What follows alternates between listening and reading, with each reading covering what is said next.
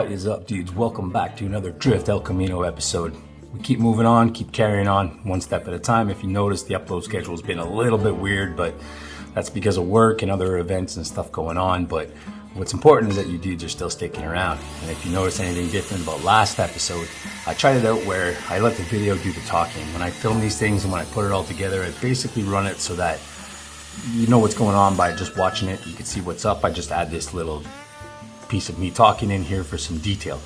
So that's what happened last episode. If you like that, comment on it, go back if you haven't seen it. If you like that format instead, you don't want to hear me talking, just let me know and we'll do that instead. So getting on to it today, we're working on the floors, getting those seats mounted and stuff. I got the driver's seat in. It's pretty much where it needs to be. Everything's all figured out. The brackets are made, the mounting points are made, everything. It's going to be a seat on a slider, which is a first time thing for me because I never put adjustable seats in any of my builds. Really, I'm a tall dude. I just set it for me, and then nobody else really drives the cars, right? Because you know what I'm talking about. You're a car dude. You don't like it when other people drive your cars. But this one is going to be different because the deal is that everybody that helps me with this thing, whether it's JM or Brent or AJ or Steve, when they come down, the whole idea of this project was to teach myself how to build a car, how to do stuff like this. So when they come down, the idea is that they're learning too, and I fully open the invitation to them to come down, and if they wanted to try welding or try something else, try something that they haven't done for the first time, this is the project and this is the time to do it.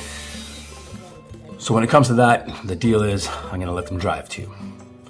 So all the dudes that came and helped me work on this car, I want them to have a shot at driving it, feeling what they helped build and what it's like, this monster of whatever, see if it even works. And so I made the seat adjustable so that everybody can adjust the seat the way they want. And the way it adjusts, it also brings you up too, because this is a really big car and inside it's kind of hard to see when you sit low as I put the seats. You're just barely looking over the dash. So a shorter dude has to bring the seat up for his legs. The seat's also going to incline on an angle so that he gets a little more headspace there, whatever. He can get his head up above the dash to see where he's going. Now I think the seat is probably mounted way too low, but I'm going to address that later on. So moving into what we're doing here on the video right now is I'm putting in the brackets just like I did on the driver's side, but this time I'm running the two tubes and it's going to be straight across because this seat won't be adjustable. I don't have to worry about the up and down height, and I don't have to worry about the front to back. It's just going to be solid mounted as far back as possible for a good weight transition. I'm probably gonna have to do something with the floor here, whether it's put some sort of running board or foot panel up that kind of gives the passenger a spot to push their feet down and really brace themselves, because again, this is gonna be a drift car, it's a track car. There's gonna be a lot of G-force in it, hopefully, in the way the stance is and the suspension is set up. I'm hoping to get a lot of grip under this thing for when I'm just trying to do some lapping and stuff. And then, of course, you're gonna need a lot of grip when we're drifting, but I don't think my power numbers are going to be quite up to par yet. So the grip for drifting is not such an important thing, but I do want to take it to lapping and see how fast I can make it go around a track and learn a little bit of time attack, which is something that I kind of been lacking in all my years. And recently getting on the driving simulators and showing, like, playing with dudes from work and whatever and racing them. And I'm doing quite well depending on the car, the track and everything else. But I've really come to notice that a lot of my driving style is sort of based around drift technique, so that when it comes to going fast, I'm not really that dude.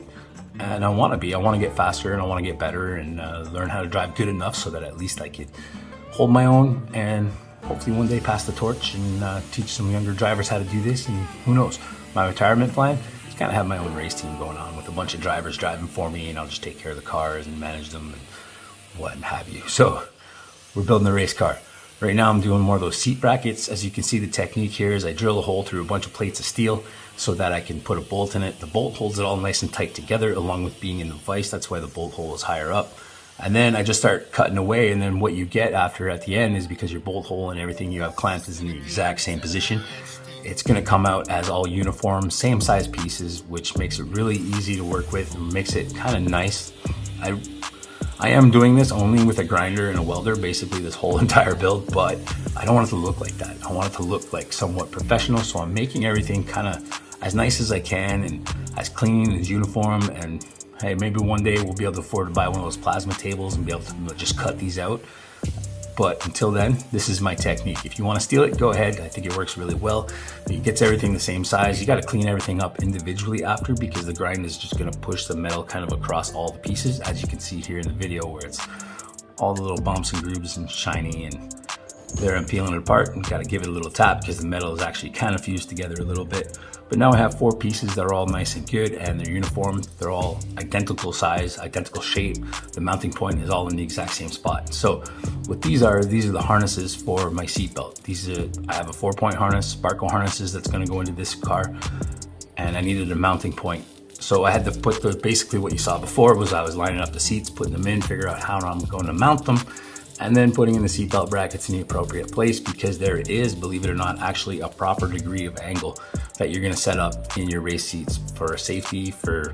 I guess it has something to do with the way it impacts and it pulls, but you got to get those kind of on point. So I'm doing the best that I absolutely can here. Later on in the videos, you're probably going to see that these pieces that I welded in, I'm going to have to move them a little bit. I put them a little too close together, anticipating that the seat was a little bit smaller than they are, but I got to remember that this is an Evo 2 and 3 seat, so they're really big and wide. The passenger side is pretty close, but the driver's side, I know for a fact that I've got to chop them off and I've got to relocate them just a tiny little bit, because the issue that I have is when you push the seat all the way to the back, the runner's running right into it. The rails, the adjustable seat rails, hit those brackets right there. So moving on, getting everything to fit in properly, safety first kind of deal. Time to start working with the tubing again. I do believe in putting in the harness bar now. That's another thing where you need an angle for to get the proper angle. There's an angle from where your shoulders are to where the harness bar goes, and that you put your strap across on the proper angle. Again, it's for safety. I'm not sure exactly what the consequences are. I've just got it from the internet, like probably most people, but basically the theory is, I think, is if it's too low and you get into an accident, the harnesses will actually pull your back down, which could potentially break your back or cause damage, because you're not being just stopped from moving forward, it's actually stopping you. But because the belt mount point is lower than your shoulder, it's going to compress your back. Not good. Apparently a lot of bad things have come for that, and it's actually in rule books for pretty much every sanctioned event now, that when you build a car, you have to have these angles proper. They're going to check them. If you don't get it right, you're not going to pass tech. Again, that's probably depending on your event. You just go to some kind of grassroots cars and coffee kind of deal, they probably won't check. But if you're signing up for some sort of competition and stuff where chances are you're going to get real wrecked, then they're going to check that stuff. So you're better off to have it properly. So we're using the tube bender to make a brace bar for the harness bar. It's going to go inside the roll cage, and I'm doing some bends here because I want this bar to be back as far as possible. Again, going with the seat adjustment and everything else, because this is like the first time I've actually made something where the seats can go all the way back. I want to take full advantage of that. So this tube is going to be bent and put behind the driver's seat. It's going to mount to the loop in the roll cage that goes above your head, the halo bar, or that's not the halo bar, but halo one is the top one.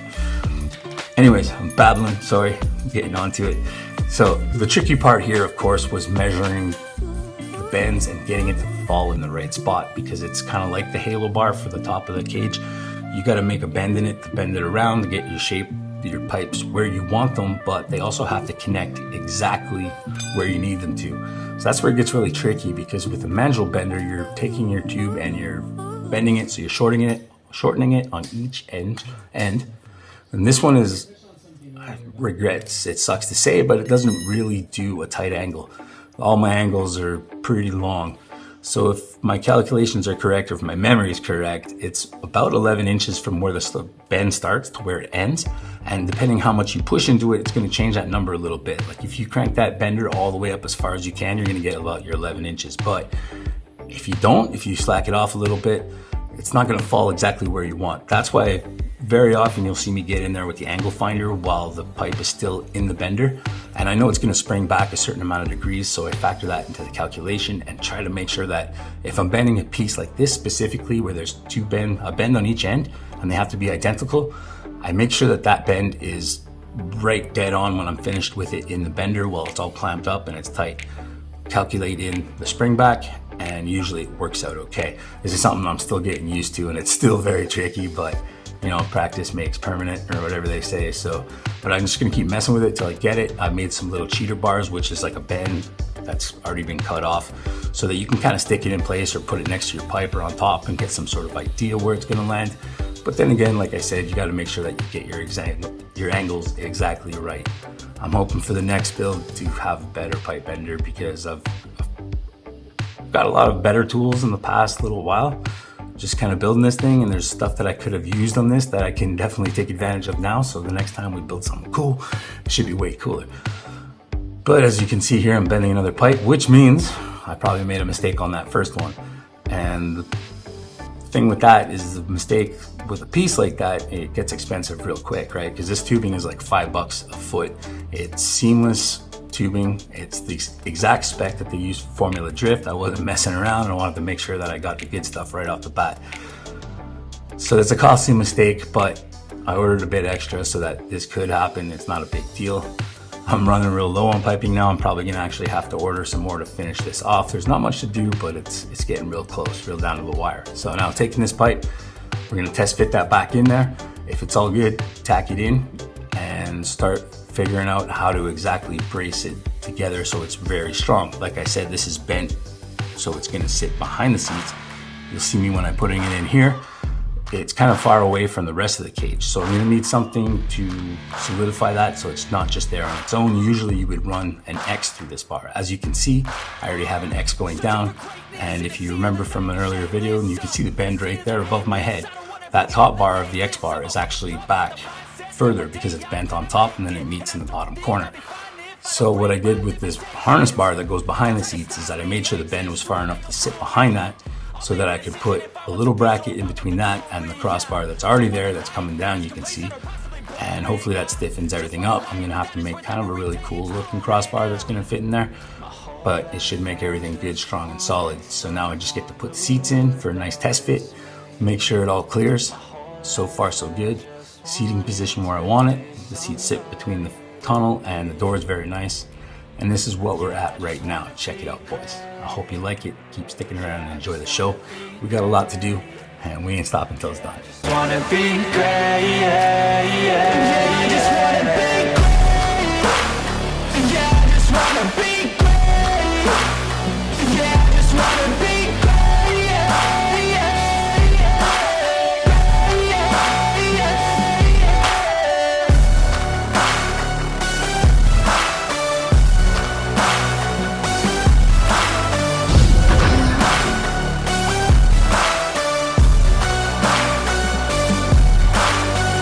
This is a statement to appreciate all that is vacant. It's just for the taking. If you make up your mind, you can take it. I'm never complacent. I would work in a mansion or basement, yeah. There's no replacement for persistence. It's a patience, yeah. In this